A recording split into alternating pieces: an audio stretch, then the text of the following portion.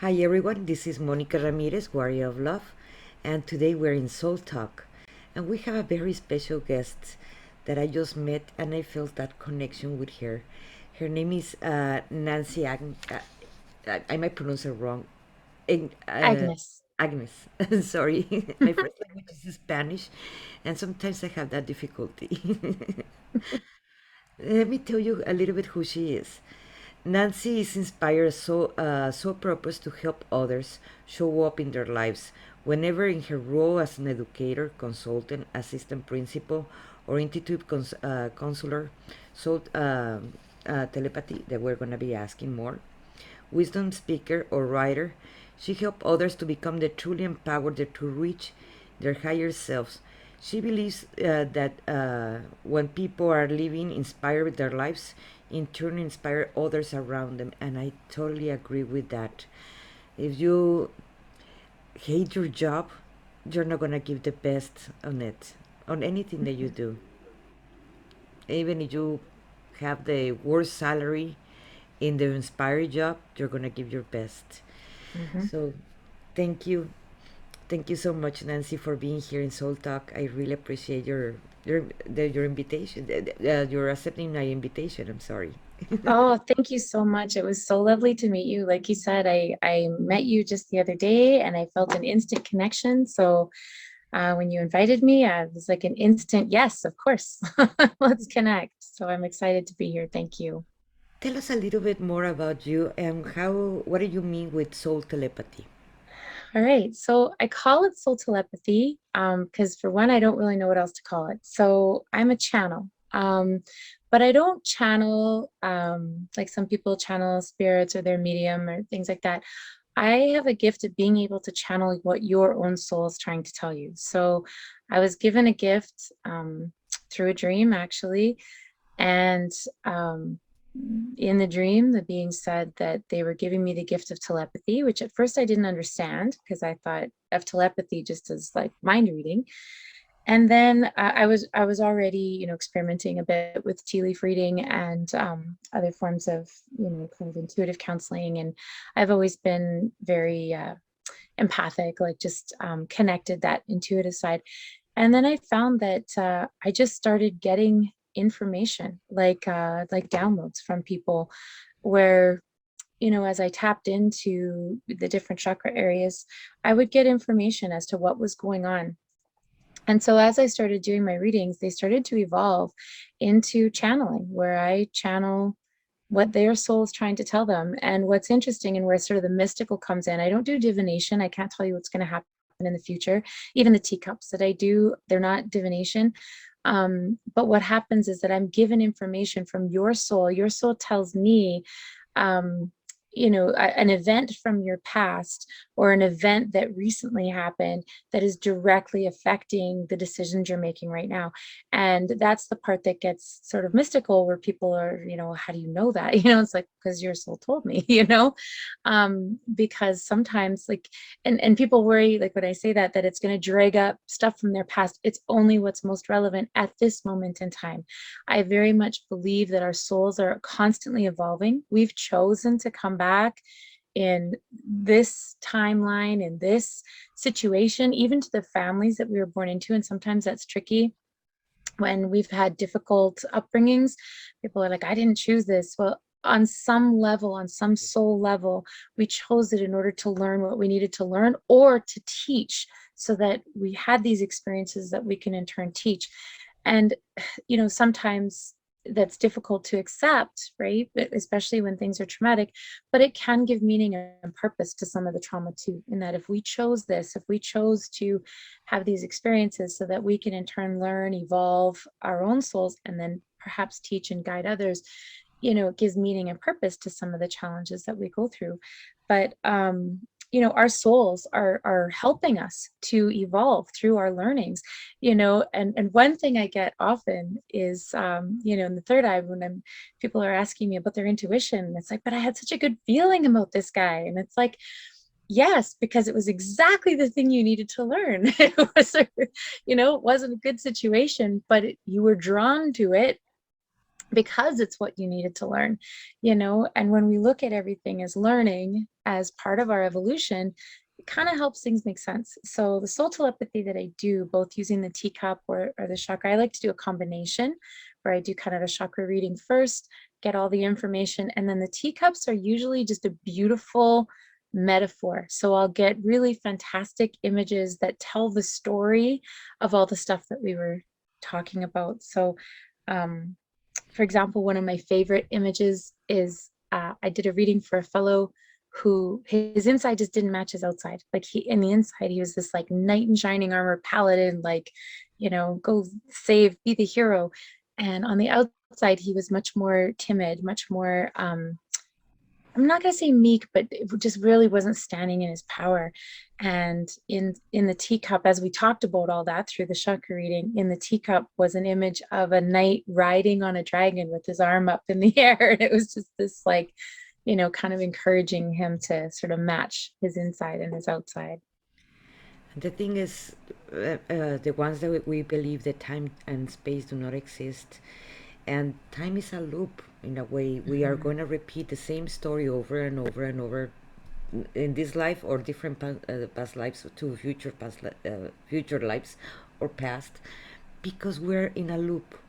Mhm. So whatever we did understood or we did not or we did not got the lesson like a school, I call, we're gonna be repeating it.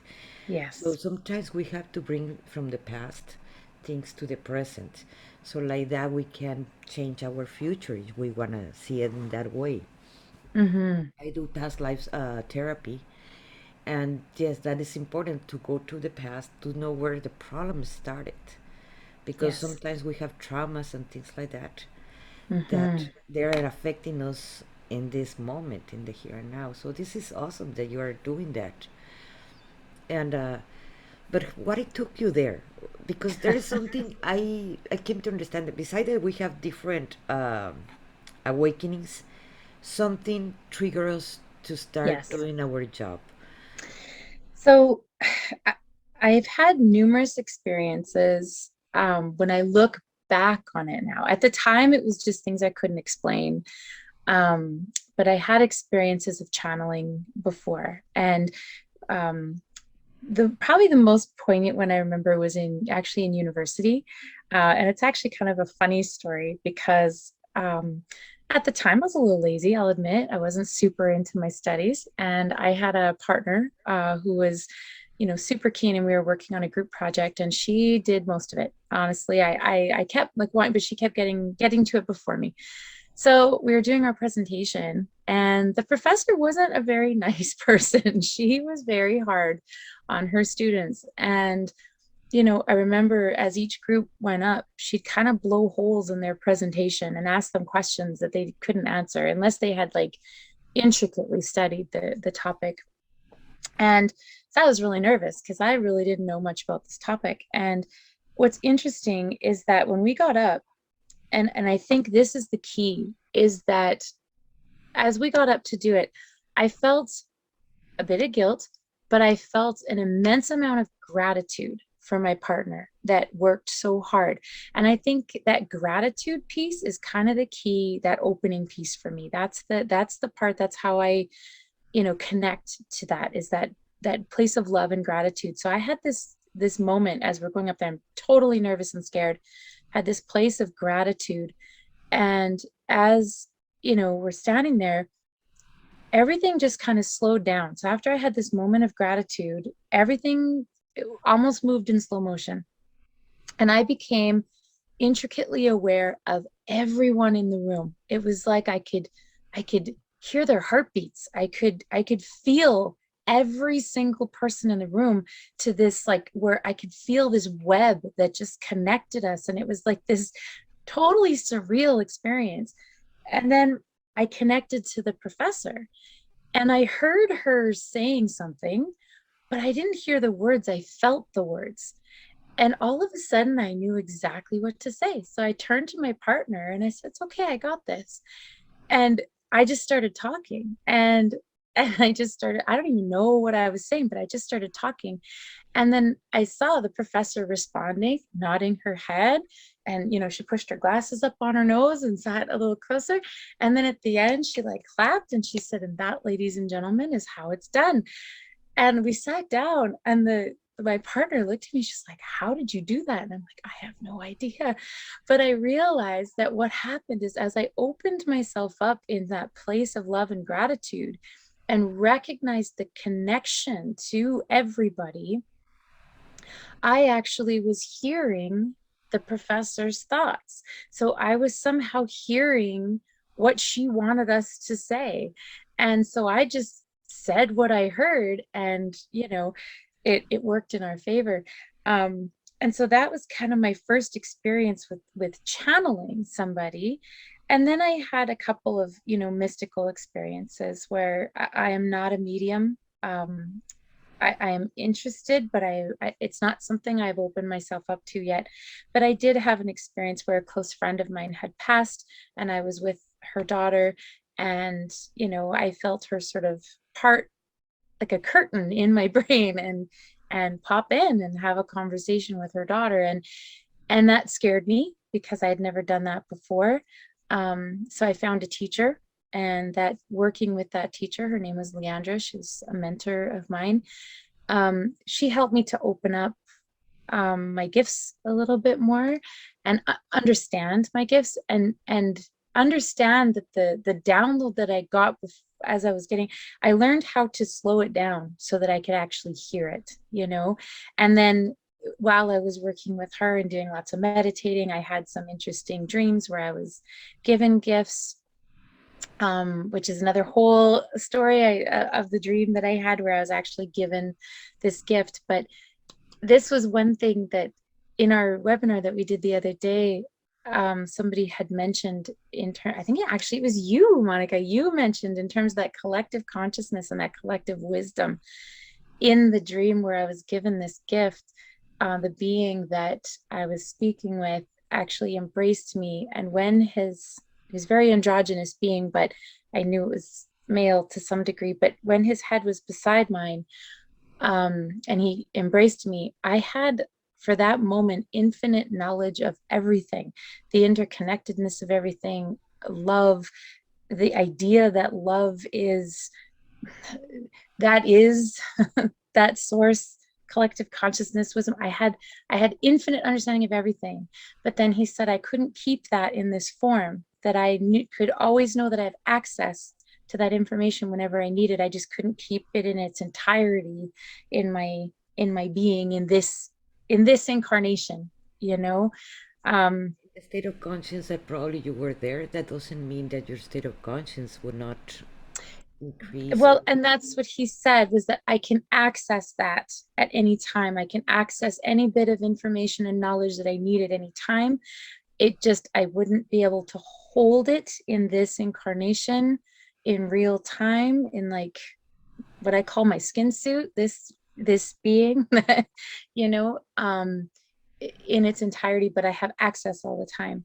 And that's when things really shifted for me. And then as I started doing this work and seeing the impact I could make on people, it's just grown. And then I discovered I can do it remotely. And then I discovered I could do it collectively for a group of people. And then, I kind of have been continuing to discover. And I feel like there's so much more to discover, that I feel like I'm just at the beginning of this journey. And yet I've already come so far. I feel like I've just started. So, it's exciting. It's exciting to do this work. that's the awesome part, the thinking that it never ends, the learning never ends. No, Or else it will get so boring if it would not continue expanding like the same universe, right?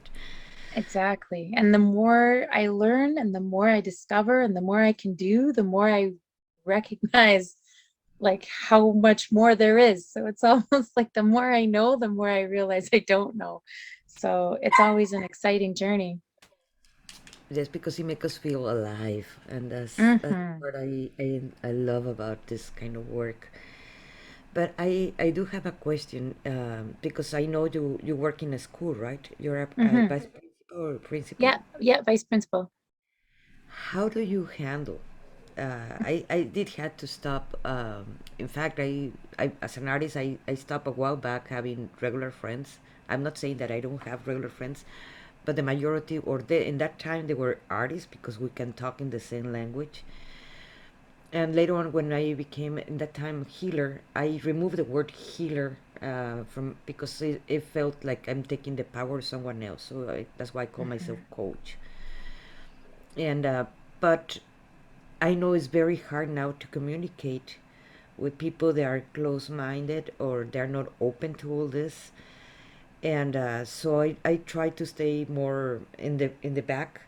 So I know for them I already crazy, but I can imagine you working for a school What a in great any question. category and blend in without being judged by the parents.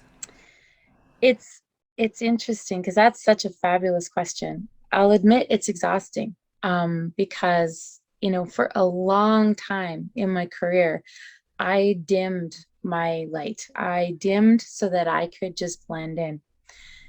Now that I'm in a position of leadership, and now that I've fully, I can't even say I've fully stepped into my gifts because I feel like there's so much more.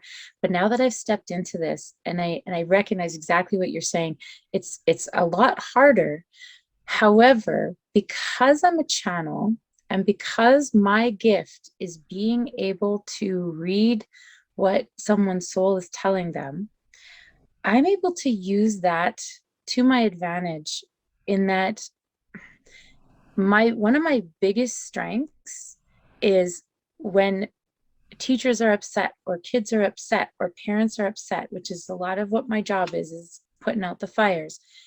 I am able to tap in and think and just go, okay, what's almost 90% of it is fear based. 90% of it is that they're afraid of something. They're not actually angry about what they're saying they're angry about. They're afraid of something. So when I tap in, I'm able to feel, okay, this is what they're afraid of. Then I'm not, I'm more open now than I ever have been in terms of my gifts, but I don't right away say, oh, this is what your soul's telling me. But I'll work it into the conversation, and I'll work it into, have you considered da da da? Or, and one of my strengths as an administrator is that I would say, other than two people in my career, I have managed to get people to come around to either working together or seeing the other side, or usually by the end of the conversation, we're allies. We're working together on something. So when they come at guns blazing, but in terms of being surrounded by the organization and the institution and all that, that does get exhausting. Um, and I look forward to taking the leap, which I'm thinking is going to happen soon, so that I don't have to do that. Right now, I have a very ill daughter, and I look after her and my granddaughter. Um, I'm on my own, so it's a single income. And I have, four children, two children I've taken in. They're adults now, but I still help them. And so the financial responsibility is still acute for me.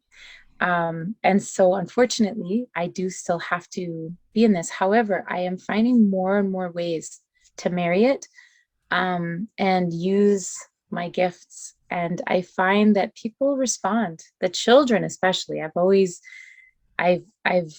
loved working with the children because the children respond instantly, and so even the kids that come to my office because they're in trouble, by the end they're hugging me and telling me, and thanking me for, because I can hear them. I can hear this is why they're doing what they're doing.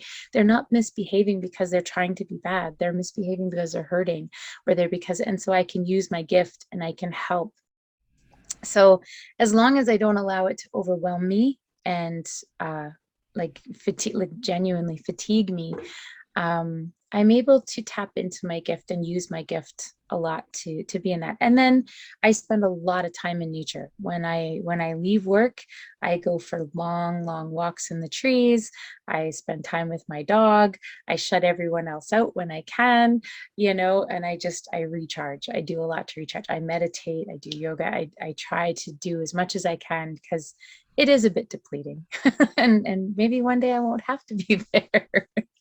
No, I totally understand what you're saying because to blend in, we still have to do that.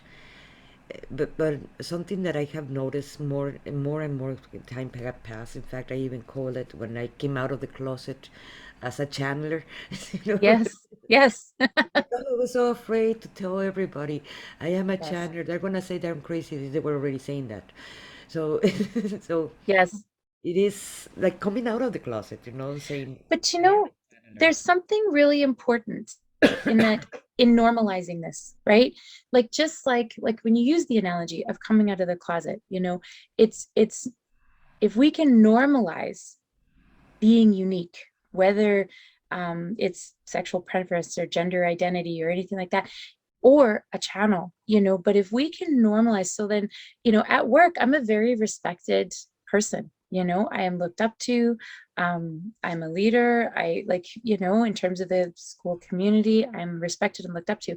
So when someone like myself, who is respected and looked up to, says, and I do soul telepathy and I'm a channel, and they kind of go, huh?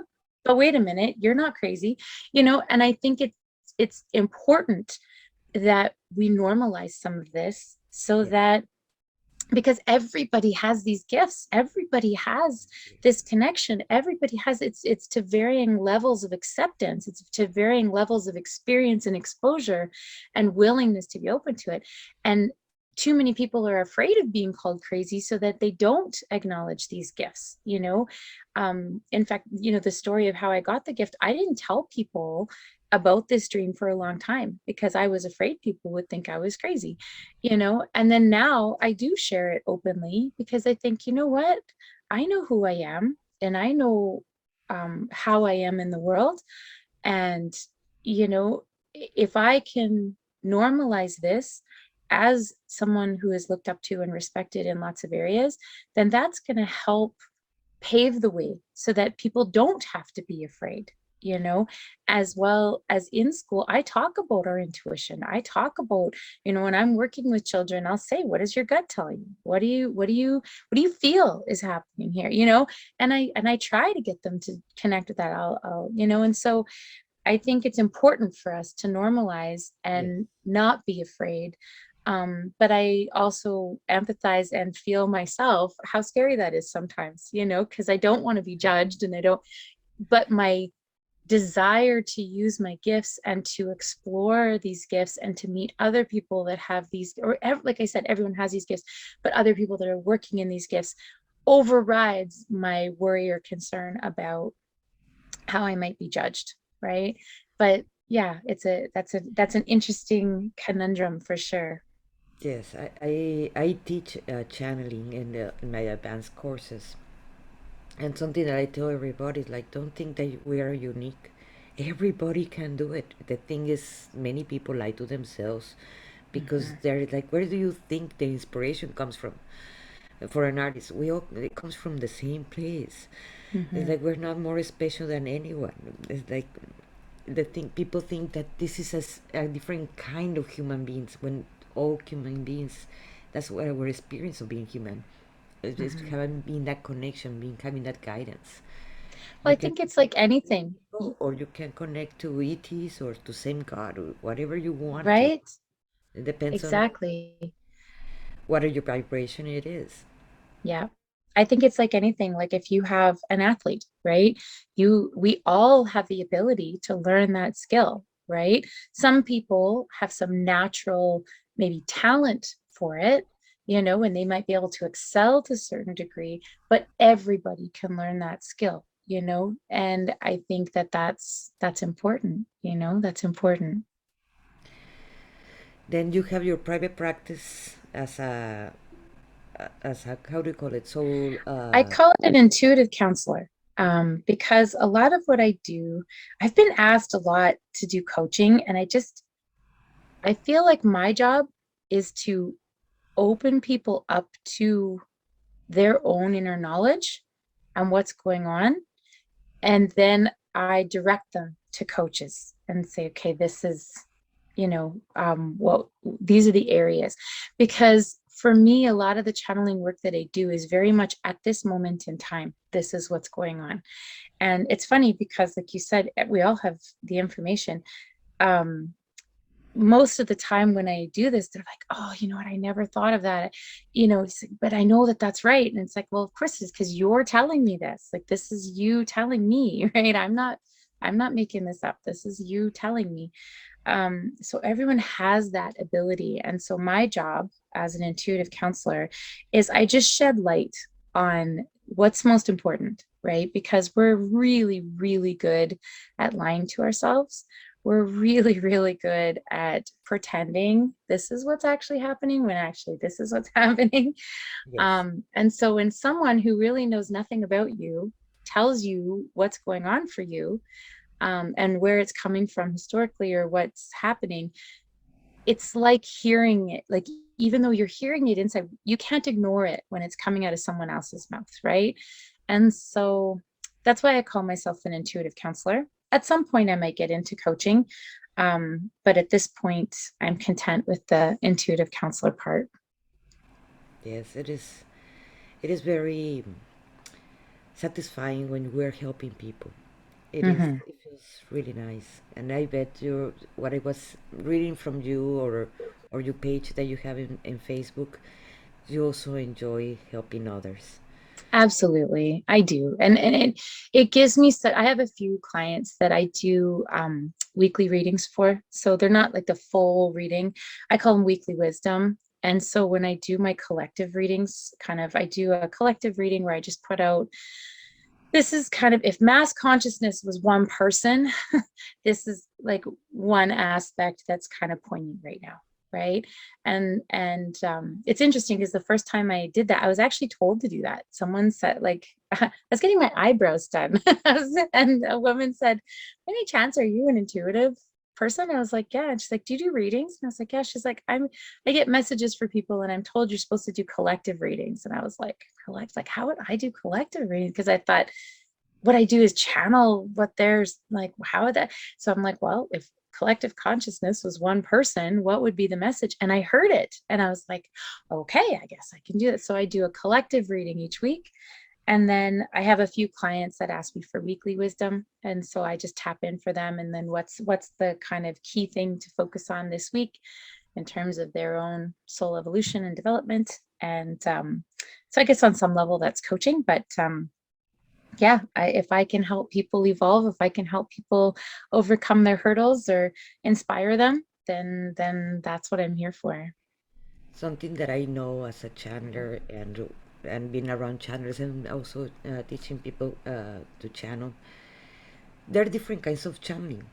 The ones I do, I am hearing and I'm just giving the message, and now it's so automatically that sometimes my friends that know me, oh, that's not Monica, that's Maia, my higher self.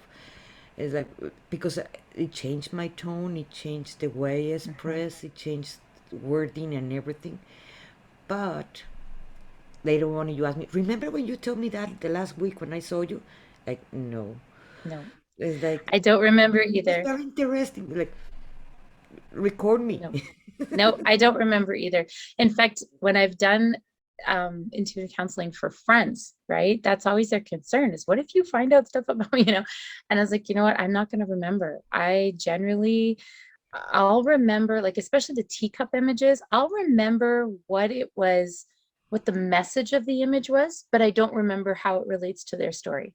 So sometimes, like on my TikTok or on my Instagram or something, I'll take a particularly poignant image that came out of the leaves and I'll talk about that, but I don't actually remember this how the story connects to that person.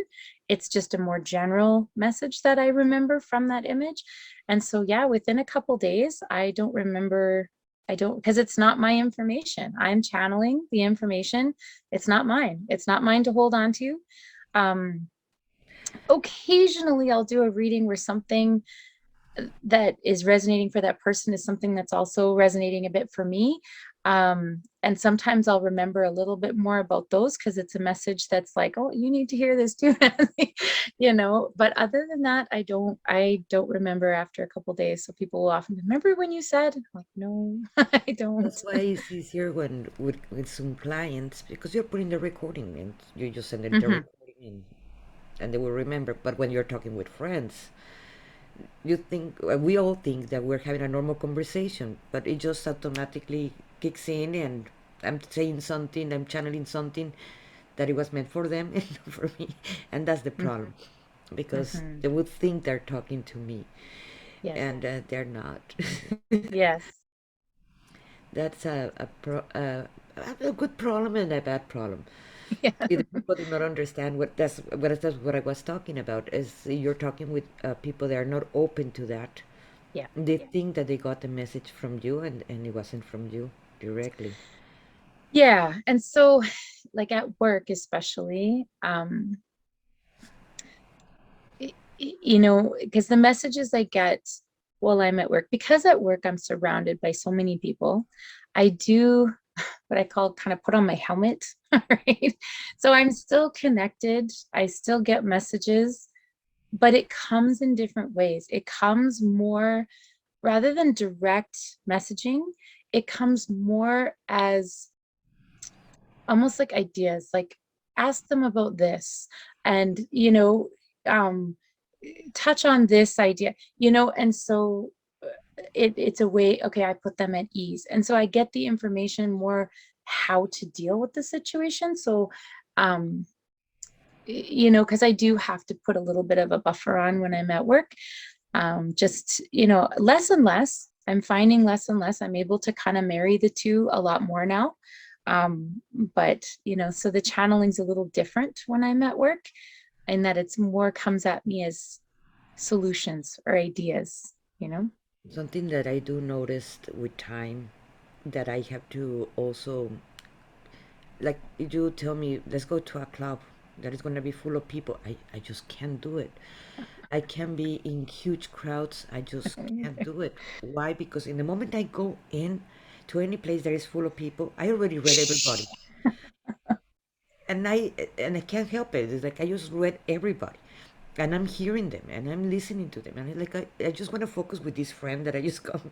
So I Mhm. avoid places that have too many people because sometimes I feel overwhelmed. I Yeah, me put my too. protections and everything, but even then, you have a drunk person, Yeah, even I don't, yes, especially drunk. I don't like being around people that are drunk or in an altered state. I find energetically they feel like popcorn to me. I don't know how to describe it, but like I have a popcorn maker that like sometimes shoots popcorn kernels out at you rather than in a bowl. And I find some people just feel like popcorn. So it feels like they're like shooting stuff at you. And I used to love crowds as a young person. I loved being in the center of everything, and now give me some trees and I'm good. If I am in a crowd, I it has to be like I can tune into the music. Like if the music is good, especially if the music's really repetitive, I can kind of tune everyone else out and just yeah. focus on the music. Or like watching a band or something I can maybe do, but not in a big group. But I have to be able to focus on the music or the band or something that can kind of capture my attention, because then I can tune everyone else out. But you're right. I can't. I used to love crowds, and now the idea of being in a crowded situation, no, I I avoid used, it like the plague. yes, I used to be the party girl. Like I can't, not anymore. I No, just me can't. It's neither. too much for me. And the more I live in my gift, the more I am working in my gift, the less I can be in big crowds. Which, the nice thing is my school is a smaller school. So it's not a big giant organization. It is a smaller school. I have no desire to work in a bigger school. I like my little school. We've got 200 kids. It's a nice small setting, and I have my office, and my office is my sanctuary. Like people come into my office and they're like, it feels so good in here. And it's like, I need it to be like that because, I go out of my office, I do my thing, and then I come back and, I need that. My home too has to be my sanctuary. this is awesome because I wish there were more vice principals and principals and even teachers and so forth in all the world actually, that they were more into it, because then they will can understand better why the kid is acting up or having issues at home or whatever they're having, because many of them they prefer to have him drug. Oh, it has this sickness, so you have to give him Ritalin, or you have to give him this, or you have to give him antidepressants, or so forth, because they don't want to deal with the kid, Mm-hmm. and they're not fixing the problem; they're just making a bigger problem in Mm-hmm. the future. Some of the consulting work I do is exactly that. I haven't, that gives me an idea, Monica, in terms of like maybe some of the workshops, because I do teach a lot of educational workshops. I do a lot of consulting work. And that gives me an idea of maybe I need to look at um, teaching people how to tune in on the education realm, a little bit more, because it is something that I do and I always have done. I didn't know I was doing it at first, but I recognize now, like, I've always gotten lots of accolades. People still to this day come and like, you are my favorite teacher, and I'm thinking, well, I wasn't that great of a teacher, but I was really great at connecting. So even if I wasn't super great at delivering all the curriculum exactly the right way, the kids wanted to learn because they felt connected. I created that connection, on a soul level, we connected. And so maybe I need to look at, maybe that's an idea that I need to look at in terms of teaching, helping teachers, because they're already there, they almost need permission, and I, that I think with education, there's a lot of times we're told we have to do it a certain way. And I think if I, maybe can open up sort of giving that permission that, hey, listening to your intuition and that guidance, um, maybe you're onto something. I know in England they have some schools that they're teaching mindfulness Yes. to start the classes. I Yeah. believe that should be actually in all the schools in all the world. I live in Yeah. United.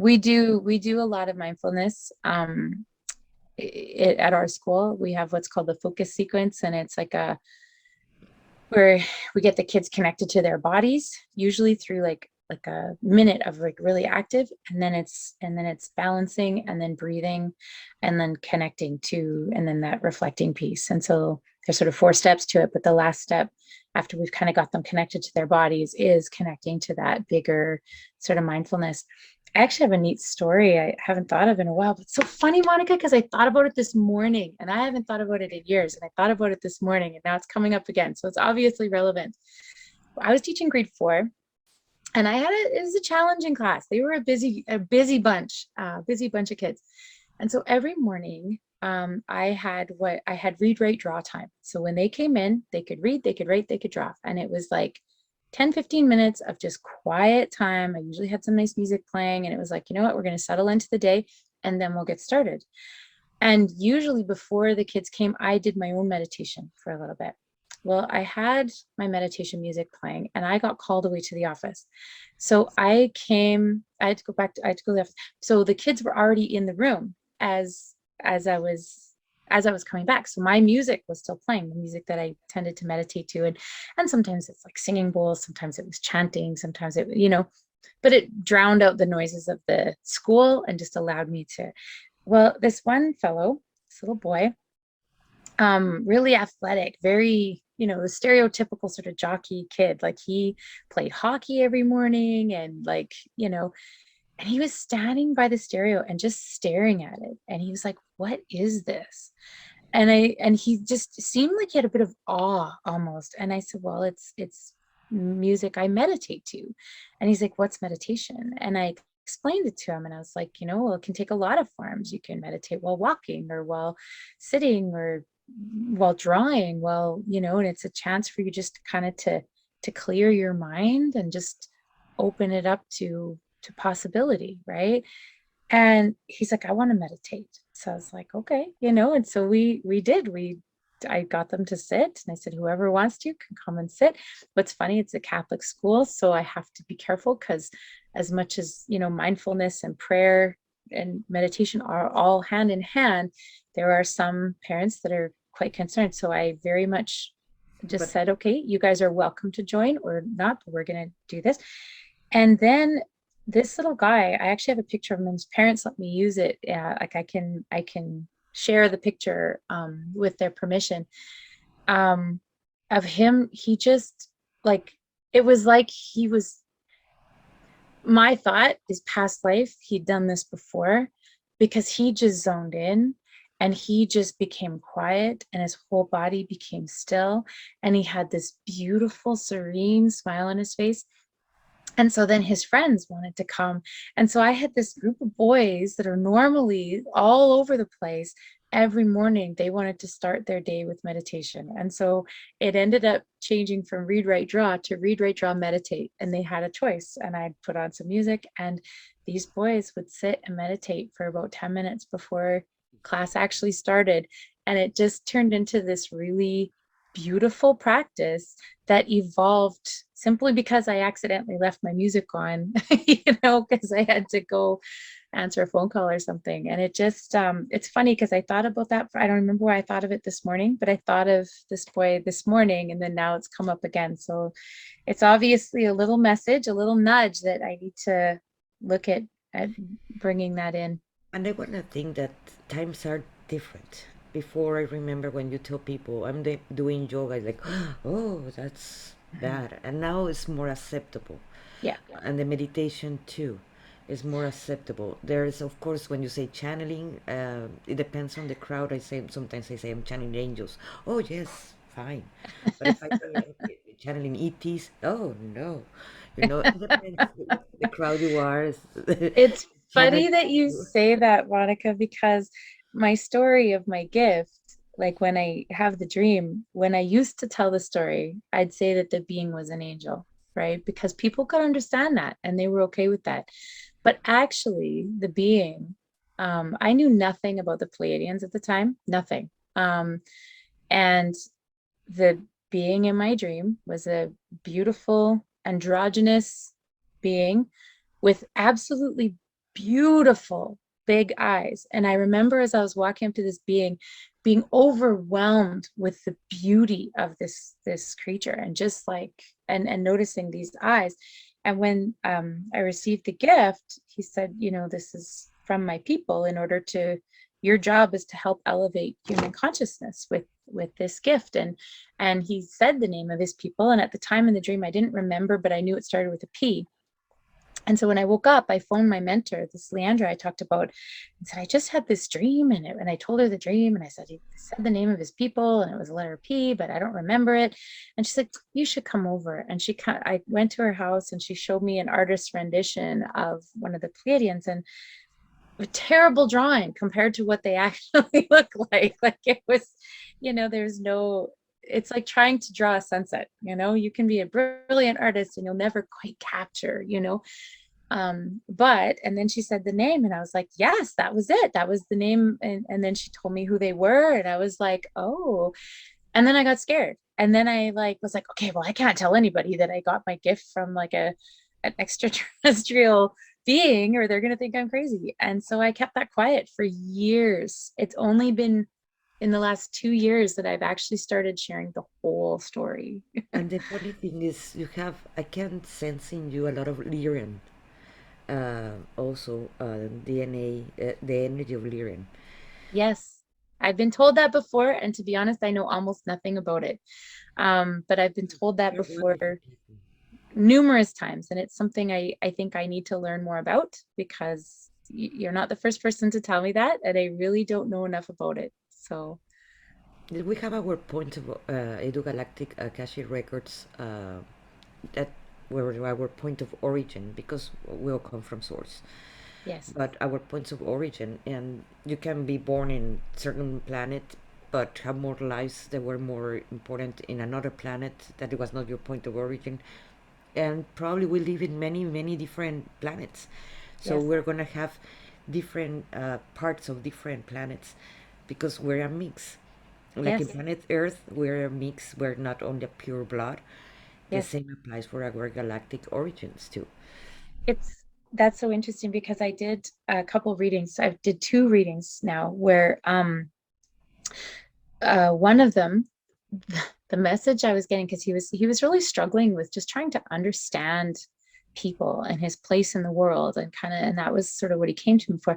I don't remember, like I said, I don't remember all the reading, but I do remember this one because the message I was getting was that he is not of human origin, that he was of a different origin and literally trying on being human. And he was really struggling with trying on being human. And it was so fascinating because this is the information I was getting from his soul, was to like, it was this message. I don't remember all the details, but I do remember because at the time I hadn't fully embraced that idea. And so I get these situations where it's like, well, this is what I'm hearing, so I'll just tell you what I'm hearing. But it really resonated with him. And he was like, oh my God, that makes so much sense. Like, that makes so much sense. And it helped him. Later on, he's contacted me numerous times saying like how much that helped him. So we've had conversations, which helps me to remember a little bit more. But I have encountered that where the people that I'm reading on that soul level, I'm getting that their soul is not 100%, human from here. And at one point that I found that I had to wrap my head around that. But now I understand it and I feel it and I get it. And it's a different perspective. It is funny because you're going to encounter Earthlings, 100% Earthlings is just a few. The majority were star seeds Mm-hmm. from different planets. I believe I have encountered only one or two Earthlings, and the majority of the people that I cross paths, they are Star seeds. star seeds. Yeah. So that is more It's common. interesting. I believe that. And I think in my work, it's only been relevant a few times, like in terms of helping the person, because it's come up a couple times where that was the whole gist of the reading, was to understand that. Um, and so it's interesting that I think we just need to be open to possibility, right? And I think that's like the ultimate message, is that being open to possibility, that there's so much that we don't understand, that we can't see, that we're not taught, and it's just such a fascinating, beautiful world if we You should open check ourselves up to that. you should check for galactic Akashic records, healings and more on that, because like you do your soul therapy that is from this timeline, like or past timelines, from planet Earth. Mhm. You're gonna find that the same issue they had, I don't know, 300 years ago in this planet Earth, they had it 3,000 years ago in a different planet. And they've been Mhm. repeating to this day what have they been repeating for 3,000 or 4,000 or 5,000 years in a Mhm. different planet. And they've been repeating the same thing. And once you catch it, and then once you can tell them what is the problem, or you can break the contract or whatever issue it is, Mhm. then they can shift completely where they are. Interesting. Something I have to learn. Yeah, I'm kind of just getting some energy about that. Yeah, that's definitely. It's funny because I've often meditated recently, going, "What's next? What's my next step? What's my next learning? What's the next connection I need to make? What's the net? And that And I you've think touched on a few things. I think you're the person I'm supposed to be connecting with. I'm gonna send you the link of one of my teachers of the Galactic Akashic Records, Debbie Potelli. That she is so wise in this. She's a galactic historian too.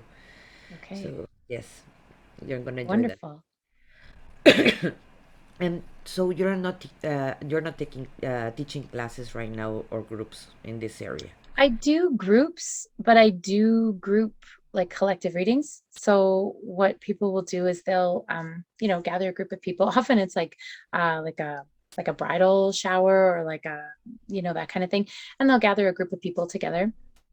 And then I tap in terms of the collective wisdom. And sometimes I get really specific things for specific people. Sometimes it's very general, but for everybody, like it's kind of the common denominator. This is, as you shift out. It's funny because when I do that, I kind of get like bombarded, where it's like all the souls are going, oh, she can hear me, she can hear me, and I have to tease out and go, okay, what's the most important thing for everybody to hear right now? And then I'll get the key.